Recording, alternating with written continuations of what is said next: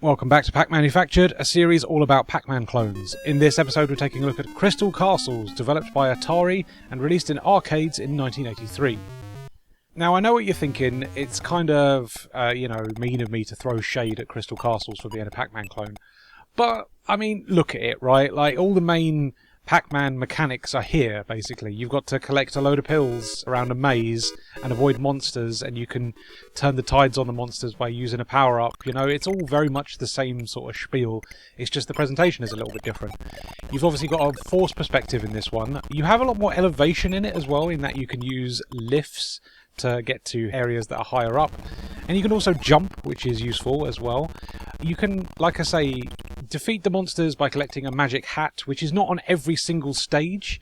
So yeah, it's some stages you have to play it a little bit more carefully and actually try and avoid the monsters or jump over them because you don't have access to that magic hat to be able to get through them. You also have a proper win state in this game. After 16 stages you actually beat it. There's a proper ending, which is kind of rare for an arcade game of this vintage. You control the thing with a trackball, which unfortunately is kind of lost in a lot of the home ports. Very unique control setup, which unfortunately does not get emulated in many of the home console ports. But yeah, it's certainly an interesting thing in that regard. What I also like as well is that the first map will always embed the initials of the top score player. When I set the top score later in this video, you'll see that my S symbol Y initials are here in the first stage, which is kind of cool. It's nice that it actually sort of adjusts the stage design based on who is top player.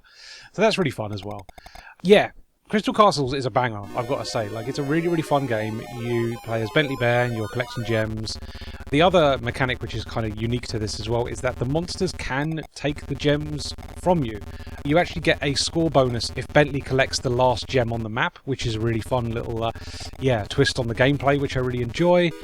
Yeah, it's really fast, it's really frantic. You've got a lot of speed and momentum, and like I say, using the trackball makes it really feel like a crazy thing to play because it's just so wild and uncontrollable, but in a fun way. I've got to say, like, it's not that it lacks precision, it's just more a case of, well, here's a different way to control a character and you have to kind of get used to it. Obviously, arcades very much dominated by joysticks, so having to use a trackball obviously just means that you have to rewire your brain a bit to make use of it. The only other unique little item is that in some stages there is a honeypot. If you collect that, you get bonus points, so it's also worth putting yourself in risk's way to go and try and get it. Yeah, it's a real fun time, Crystal Castles. Just a really unique take on the whole Pac-Man formula that presents it with, you know, this lovely sort of force perspective, kind of isometric look, and added depth thanks to all the jumping and elevators that take you up to the higher places. So yeah, a really, really fun time. I would highly recommend you check out Crystal Castles if you've never played it before. I think it is an absolute classic of the arcade medium that is totally worth your time.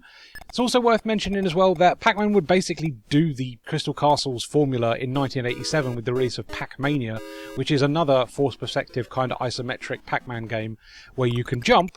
It just does it a lot worse, which is surprising, to be honest with you. Yeah, it's a lot slower. The pace is just a little bit tedious, and also it has to scroll, whereas in Crystal Castles the entire maze is locked to the screen and you can see everything without having to scroll around, which is a real bonus because you can see exactly where the monsters are and where you need to be avoiding and where also the remaining gems are. So yeah, it's a real shame that Pac-Mania kind of couldn't really do the same formula, considering they were the people that invented the formula. It's just a bit strange. Also worth mentioning is that there is a really shit band called Crystal Castles as well. I was kind of curious and had a little Google to see what the hell they're up to nowadays. Turns out they split up because the singer accused the only other member of the band of sexual misconduct. So not only are they a shit band, but one of the members is also a shithead. So yeah, bit of a strange thing to discover. Anyway, Crystal Castles, great game, really, really good fun. Just a really speedy, frantic game that has a lot of character and is well worth checking out if you've never played it before.